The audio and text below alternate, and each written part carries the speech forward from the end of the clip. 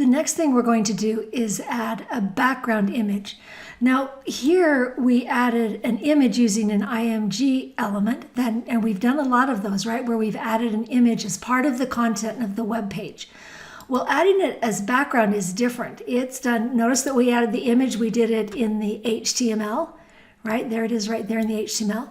When we add a background image, it's done in the CSS file. So we're going to add this background image in the visual1.css. And it's going to be in the HTML. So we're going to add it actually to the HTML. So that's going to be the selector, and the property that we use is background-image. And when we use this, then we use a URL, and it's URL, and then in parentheses we put the file name. So now we're in the CSS. So to get to the images file, we need to go up one, which is a .. and we find the images, and we go in there, and the one we want is tb_back1.png, and that's the background image. And now if we come here and refresh, notice the background image. We've got this background image all in the back of the HTML. Now notice that the content goes on top, so it covers up the background, right? But everywhere there's not content, then you can see this background image. Now let's go ahead and look at this background image in here. So this is back one, and we see that what the background image is made up of, and it's this big, which is not the size that it is in the HTML. And it's not big enough to fill up this whole HTML. Notice this is really big, and that background image is going behind there. And that's far bigger than this image.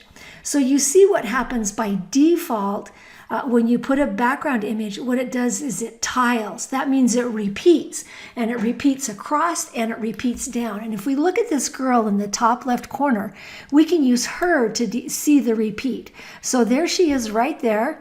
And if you go down, you see her again, and that's that image starting over again. And there's the girl that's on the bottom, right? So there's the girl on the bottom. So you see the first one end and the second one begin. And if you keep going down, you'll see the second one end and the third one begin. So you see that image being repeated. They call that tiled. And then going across, it's doing the same thing. So about here, there's another one, and about here, there's another one, and then we see another one right here show up. So it's tiling across this way and going down. Now there are lots of properties that we can apply to the background, and we're going to use a lot of them. There's one we're not going to use, but I want to show it to you anyway while we're here. So if you go back to Visual 1, and we'll just put this in, and then we'll take it out. And this one is called background attachment. And so if I want background attachment, it already thinks that I want to do is fixed.